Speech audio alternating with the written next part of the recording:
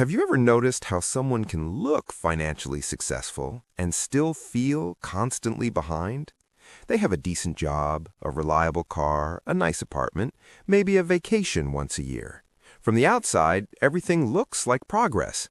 But month after month, there's no real breathing room, no sense of momentum, just maintenance. This isn't a failure of discipline. It's something more subtle. Let's walk through a very normal situation. Imagine a young professional in the US or Europe, late 20s or early 30s. They earn the equivalent of about $70,000 a year before taxes. After taxes and social contributions, maybe $4,000 lands in their account. Rent or mortgage takes $1,500. Utilities, internet, phone, another $300. Groceries and basic living, $500. So far, nothing unusual. Then there's the car. Not a luxury car, just a reasonable one, reliable, new enough to feel like you're moving forward. The payment is $450 a month, insurance adds $150, fuel, maintenance, parking, let's call it $200. That's $800 a month tied to transportation.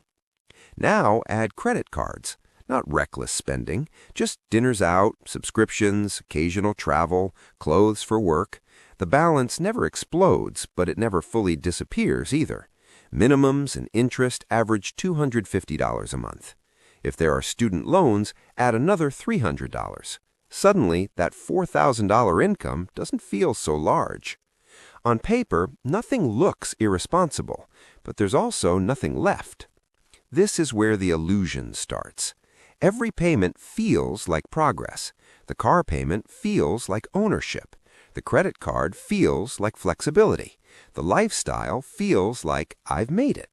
But financially, most of that money isn't building anything. It's just keeping the machine running. Here's the simple math most people never pause to do. That $450 car payment over 5 years is $27,000. Add interest, insurance, and depreciation, and the real cost is closer to $40,000. Meanwhile, after 5 years, the car is worth a fraction of what was paid for it. Credit cards work the same way, just quieter.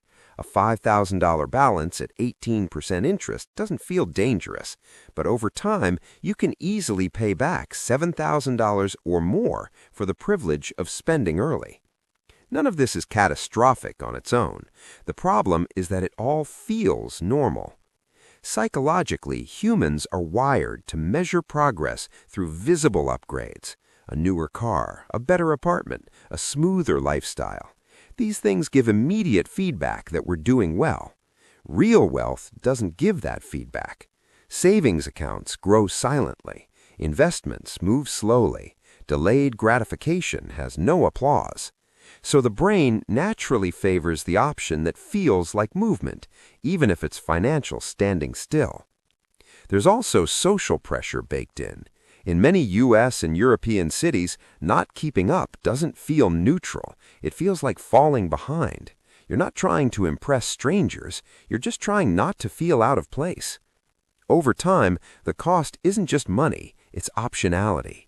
When most of your income is pre-committed, your life becomes rigid. Job stress feels heavier because leaving isn't easy. Opportunities feel risky because there's no margin. Even small disruptions, a repair, a move, a few months of uncertainty, feel threatening. This is how people earning good money still feel financially fragile. Financially intelligent people aren't smarter or more disciplined in some heroic way. They just define progress differently. They don't ask, can I afford the payment? They ask, what does this payment prevent me from doing later? They're less impressed by things that look successful and more interested in what creates flexibility, time, choice, and low fixed costs. To them, driving a paid-off, unexciting car isn't a downgrade. It's freedom disguised as boredom. This way of thinking isn't about deprivation. It's about clarity, seeing the difference between movement and momentum. Because real progress isn't louder spending.